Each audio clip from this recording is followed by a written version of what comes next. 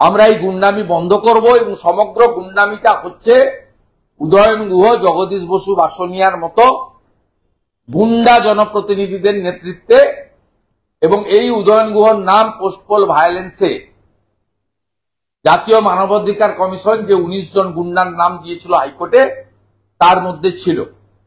আমি উদয়ন গুহকে শুধু বলি, ভাই বিশ্বজিৎ সরকার বসে আছে, তার লড়াইয়ের ফলে আজকে যে অবস্থা পরেশ পাল, স্বপন সমদ্দারের হয়েছে, আপনার অবস্থাও আগামী দিনে তাই হবে। আপনি একাধিক পোস্টপোল ভায়োলেন্সে অভিযুক্ত, আপনি একাধিক মার্ডারে অভিযুক্ত, আপনি পার পাবেন না।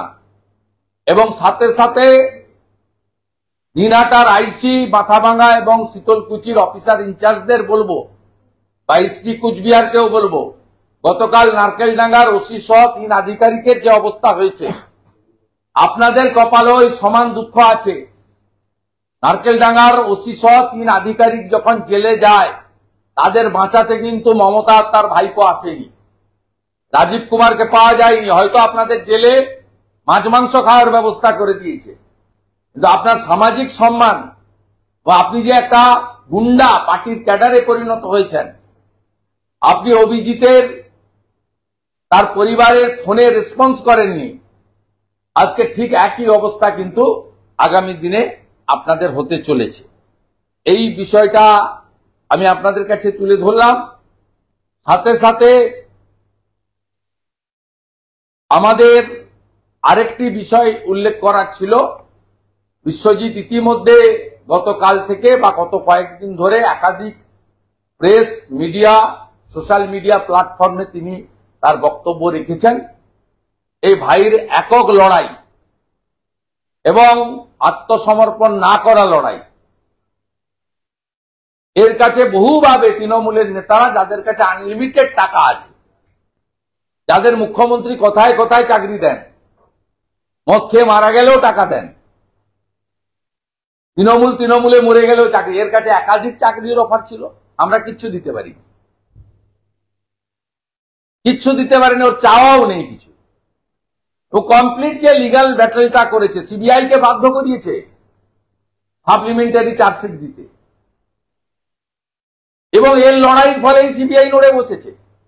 এর লড়াইয়ের ফলেই বীরভূমের সদাইপুরে যারা বেল পেয়েছিল, তাদের বেল ক্যান্সেল করিয়েছে সিবিআই গিয়ে সুপ্রিম কোর্টে। আমরা মনে করি বিশ্বজিৎ হচ্ছে এই লড়াইয়ের একটা প্রেরণা। আজকে ঠিক যেভাবে ডাক্তার বোনের বাবা এবং মা লড়ছে, আমার বিশ্বাস তিনিও ঠিক একইভাবে। আমি সেদিন নবান্ন অভিযানের প্রস্তুতিতে বলেছিলাম যে বিশ্বজিতের লড়াই দেখে আমরা উৎসাহিত, ডাক্তার বোনের বাবা মার এই হারমানা লড়াই তো তিনিও জিতবেন। তাই আজকে নারকেলডাঙ্গার ওসি সহ 3 জন গ্রেপ্তার হওয়ার পরে এই বাংলার যারা চটিচাটা এবং গুন্ডা দাঁড়িয়ে গেছেন, তোলাবাজ গুন্ডা, পুলিশ, ওসিআইসিরা, এসপিরা,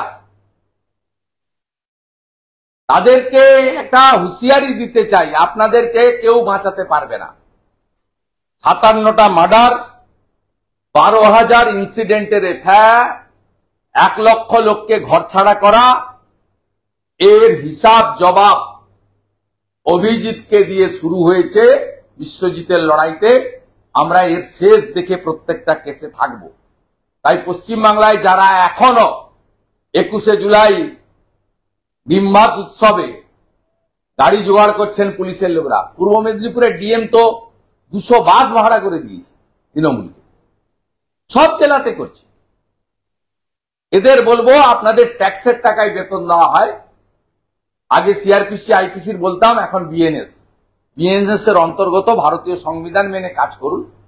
আর দ্বিতীয়ত, আইপিএস দেরকে একটা বার্তা দেওয়ার জন্য আমি আজকের এই প্রেস কনফারেন্স করেছি। আরেক কীর্তিমান ভাইপোর এসপি সৌম্যদীপ ভট্টাচার্য, তিনি হাইকোর্টে মুচলেকা দিয়েছেন 2 দিন আগে, ক্ষমা চেয়ে, আনকন্ডিশনাল অ্যাপোলজি। অভিযোগটা কি, দুটো সমবায় সমিতির ভোটে নন্দীগ্রামে তৃণমূল হার সুনিশ্চিত বলে তৃণমূলের কথায়, আইপ্যাকের কথায় ভোট বন্ধ করেছিলেন। শেয়ার হোল্ডাররা এবং কন্টেস্টিং যারা সমবায়ের ক্যান্ডিডেট তারা হাইকোর্টে এসেছিলেন। হাইকোর্ট এটা কড়াভাবে ধরেছিলেন, ওনার পার্সোনাল অ্যাপিয়ারেন্স করে দিয়েছিলেন। উনি লিখিতভাবে একজন আইপিএস রাজীব কুমার মনোজ বর্মাদের বলছি, শিলিগুড়ির কমিশনার শ্রী সুধাকরকে বলছি, কোচবিহারের এসপি কে বলছি, বিনীত গোয়েলদের বলছি, তো আইপিএসটা হলে হবে না, আইপিএস এর মর্যাদাটা রক্ষা করুন। রুল 6 পরিষ্কার বলা আছে পলিটিক্যাল নিউট্রালিটি মাস্ট। আপনি ভায়োলেশন করেছেন সৌম্যদীপ ভট্টাচার্য, তো সবে শুরু, আইপিএস দের লাইন এবার লম্বা হবে। কয়লা স্ক্যামে 9 জন আইপিএস যুক্ত, 5 বার করে দিল্লি ডেকেছে, 2 বার করে গেছেন, 3 বার করে টাইম নিয়েছেন। ক্যাটেল কেসে বিধাননগরের কমিশনারেট সহ ওসি, আইসি, ডিএসপি সহ প্রায় 90 জন পুলিশ আধিকারিক গরু পাচার মামলায় ওয়ান্টেড। ঠিক কোল স্ক্যামেও 9 জন আইপিএস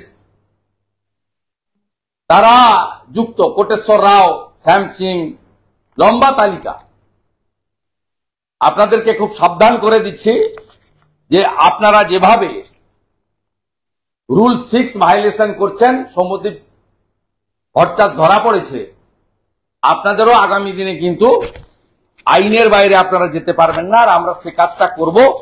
এই বিরোধী দলনেতা, আমি প্রত্যেকটা ইস্যুতে আপনাদের সংবিধান এবং আইনের মধ্যে কি করে চলতে হয় তার জন্য যা যা করণীয় আমার উইদিন মাই লিমিটেড ক্যাপাসিটি আমি সেটা পারফর্ম করব। বিশ্বজিতের মতো বহু প্রতিবাদী যাদের কিনে নেওয়া যায় না, যাদের মেরুদণ্ডটা এখনো শক্ত আছে, অভাব আছে, মাথাটা উঁচু, তাদের মতো যোদ্ধাদের নিয়ে, অভয়ার মা বাবার মতো যোদ্ধাদের নিয়ে এই লড়াইটা আমরা কিন্তু শেষ দেখে আপনাদের ছাড়বো।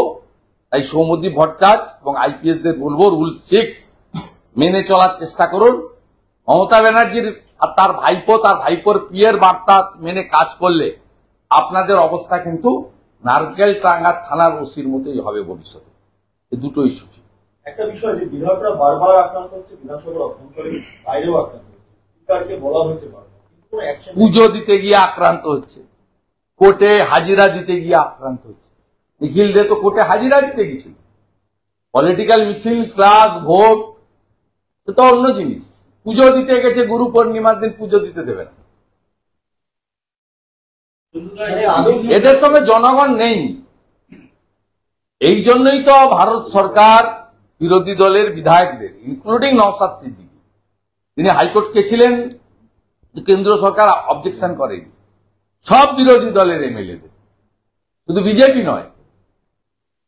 মমতার পুলিশের দ্বারা আক্রান্ত হবেন বলেই, পুলিশ কিছু করবে না বলেই ভারত সরকারের গৃহমন্ত্রক সেন্ট্রাল প্যারামিলিটারি ফোর্স দিয়ে রেখেছেন। তাদেরও লিমিটেড স্কোপ, তারা তো চাইলেই গুলি চালাতে পারেন না, 2-3 করে লোক থাকে। এরা 20 জন 30 জন, অত্যন্ত সামনে সবই টিভিতে দেখছেন। 3টে এমএলএ পশ্চিমবঙ্গের অ্যাটাক হলো তাদের নিজের হোম জেলাতে এবং অ্যাপলিটিক্যাল রিজিনে। কেউ কোর্টে গেছেন, কেউ রাস্তায় দিয়ে যাচ্ছেন, এমএলএ তার জনসংযোগ, কেউ পুজো দিতে গেছেন গুরু পূর্ণিমার দিন।